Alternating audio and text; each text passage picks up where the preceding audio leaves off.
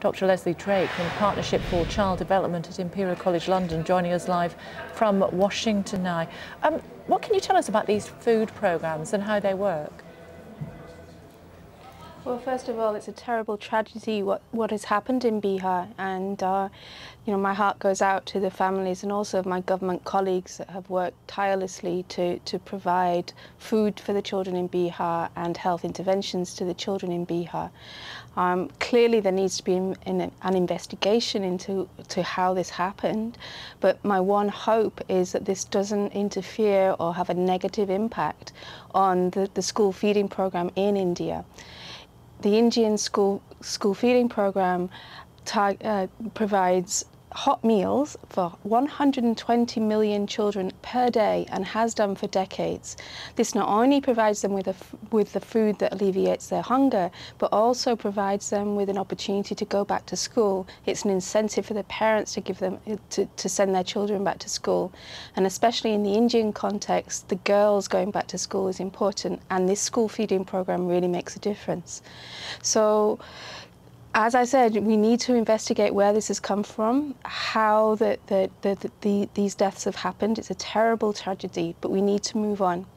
And with the importance of school feeding rising globally, these are not just issues for India, but with many countries that are now scaling up school feeding programs. What clearly needs to happen is that we need to look at the systems.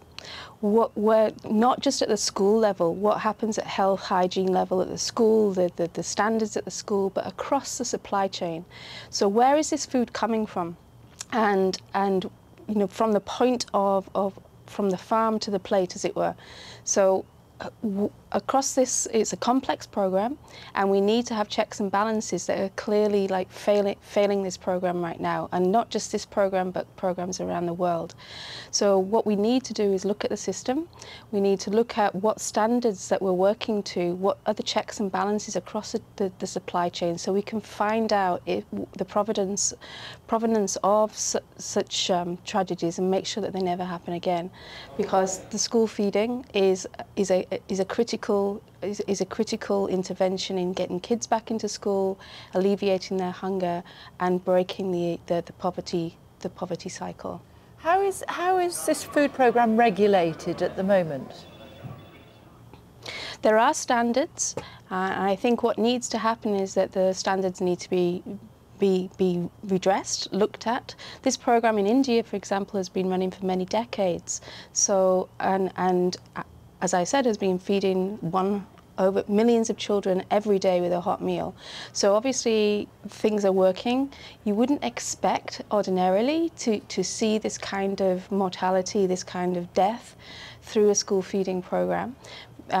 Perhaps you do see from time to time morbidity with food, like food poisoning in terms of intestinal issues, but that's to do with hygiene. So I think what we need to do across the world, across the school feeding programs, in all countries implementing these programs, is to look at the standards that we're applying.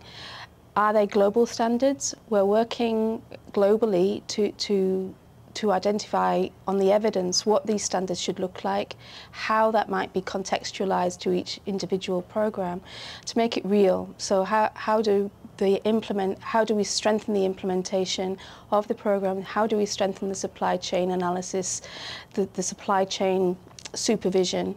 Are the standards strong enough? I think that they need to be redressed. I think we need to have a revisit to those standards and look at what we're actually trying to check and balance across the supply chain. Okay, Doctor, great to talk to you. Thanks for joining us on Sky News this afternoon. Thank you.